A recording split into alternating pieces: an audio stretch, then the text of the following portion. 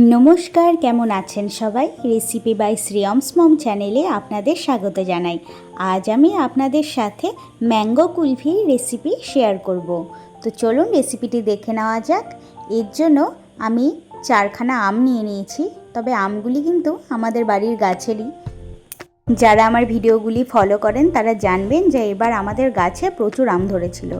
তাই কোনোটা কাঁচা পাকা, কোনোটা মানে বিভিন্ন রঙের। যাই হোক, দোকান থেকে আনলে সব কিন্তু একই রঙের দেখা যেত, তো বাড়ির গাছের বলে বিভিন্ন রকমের দেখতে। যাই হোক, এবার প্রথমে আমগুলিকে আমি ধুয়ে নিয়েছি।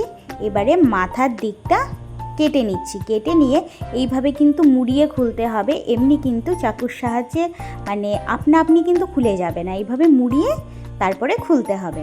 তারপরে ভেতর থেকে আঠিটিকে আমি বের করে নিচ্ছি চাকুর সাহায্যে কেটে। সুন্দরভাবে আম যদি পাকা হয় সুন্দরভাবে বেরিয়ে চলে আসবে। আপনারা আশা করি দেখে বুঝতেই পাচ্ছেন।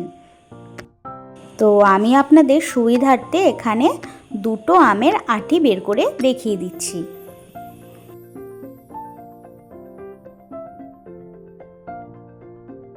আপনারা দেখে নিন, সমস্ত আমের আটি আমার বের করা হয়ে গেছে এবং আমগুলির কোনোটিই কিন্তু ফেটে যায়নি। তবে আমের মাথার যেই খোসাটি ছিল, যেটি আমি চাকুর সাহায্যে কেটে নিয়েছি, সেগুলো কিন্তু ফেলে দিলে চলবে না, এই রেসিপিতে সেটি কাজে লাগবে। যাই হোক, এবার আমি একটা রাবড়ি টাইপের বা ক্ষীর টাইপের বানিয়ে নিচ্ছি। তার জন্য নিয়ে নিয়েছি মানে অ্যালুমিনিয়ামের পাত্রের মধ্যে দুধ, 500 মতো দুধ নিয়েছি। এবারে দিয়ে দিচ্ছি সুন্দর গন্ধের জন্য এলাচ এবং স্বাদ মতো চিনি। তো দুধটা ফুটে যাওয়ার পরে আমি এখানে মিল্ক পাউডার ব্যবহার করেছি, কেননা আমি চাইছি যে দুধের মধ্যে মিল্ক পাউডার যেন একটু মানে দানাদার টাইপের থাকে, তাহলে আমার মনে হয় বেশি খেতে ভালো লাগবে। আপনাদের যদি এরকম দানাদার পছন্দ না হয় তাহলে আপনারা অবশ্যই ঠান্ডা দুধের মধ্যে আগে পাউডারটিকে গুলিয়ে নেবেন। এবারে সামান্য একটু দিয়ে দিচ্ছি কেশর এবং ড্রাই ফ্রুটস আমি আগের থেকে কেটে রেখেছিলাম সেগুলিকে। তো আমার কাছে যেগুলো অ্যাভেলেবেল ছিল আমি সেগুলোই ব্যবহার করেছি। আপনাদের কাছে বা আপনাদের পছন্দ মতন যেটি হোক আপনারা ব্যবহার করতে পারেন। ক্ষীর বা রাবড়ি আমার একদম তৈরি হয়ে গেছে। এবার একটি ঢাকনির সাহায্যে এটিকে ঢেকে ঠান্ডা হতে দেব। আশা করি রাবড়িটিকে আপনারা দেখে বুঝতেই পাচ্ছেন কতটা দানাদার হয়েছে। এবারে একটি কাচের বোলের মধ্যে আমি আমগুলিকে লম্বালম্বিভাবে বসিয়ে নিয়েছি, তার ভেতরে রাবড়িগুলোকে দিয়ে দেব। আশা করি রেসিপিটি বুঝতে বা কিভাবে আমি করলাম সেটি বুঝতে আপনাদের কোনো রকমের অসুবিধে হয়নি। যদি কোনো অসুবিধে হয়ে থাকে অবশ্যই আমাকে কমেন্ট বক্সে লিখে পাঠাবেন, আমি আপনাদের যথাসাধ্য উত্তর দেওয়ার চেষ্টা করব। তো যাই হোক, আমার রাবড়ি শেষ হয়ে গেছিলো, তো সেই কারণে একটুখানি আমের পাল্প আমার আগের থেকে তৈরি করা ছিল, তো সেই পাল্প দিয়ে বাকি দুটো আমকে ফিল করে নিচ্ছি। এরপরে আমের যে খোসাটিকে আমি কেটে রেখে দিয়েছিলাম আলাদা করে, সেটিকে ওপর দিয়ে ঢেকে দিয়ে ডিপ ফ্রিজে রেখে দেব 7-8 ঘন্টার জন্য।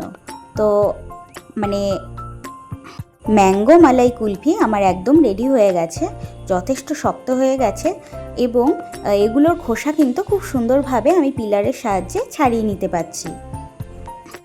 এবারে পিস পিস করে কেটে আপনাদেরকে দেখিয়ে দিচ্ছি। রেসিপিটি ভালো লাগলে লাইক, শেয়ার এবং অবশ্যই করে সাবস্ক্রাইব করে আমার পাশে থাকবেন, যাতে আমি যেই সব রেসিপিগুলো নিয়ে আসব আপনাদের কাছে সবার আগে পৌঁছে যায়। তো কাছের থেকে আপনাদেরকে দেখিয়ে দিচ্ছি কতটা সুন্দর হয়েছে না। আজকে একটা আম কেটেছিলাম, পরের দিন সকালবেলা আরও 2-3খানা আম কেটে নিয়েছি, তো সেগুলোই আপনাদেরকে কেটে আমি দেখিয়ে দিচ্ছি। তো খেতে কিন্তু অসম্ভব সুন্দর হয়েছিল। অবশ্যই এইভাবে একবার ট্রাই করে দেখতে পারেন, খুব ইউনিক একটা জিনিস আর খুব মজাদারও, মানে করতে গেলে বেশ মজাও লাগবে। ইভেন খুব স্মুথভাবেই কিন্তু আমগুলিকে পিস পিস করা যাবে, তাতে কোনো সমস্যা হবে না। ফাইনাল লুকটি আপনারা দেখে নিন। এইভাবে আপনারা বাড়িতে বাচ্চাদেরকেও বানিয়ে খাওয়াতে পারেন, তাদেরও যথেষ্ট মজা লাগবে, খেতেও মজা লাগে, দেখতেও অসম্ভব সুন্দর লাগে। তো আমি কিন্তু এখানে দুরকমভাবে আম কেটে নিয়েছিলাম, আপনারাও আপনাদের পছন্দ মতন যেভাবে শেপ ইচ্ছা সেভাবে কেটে নিতে পারেন।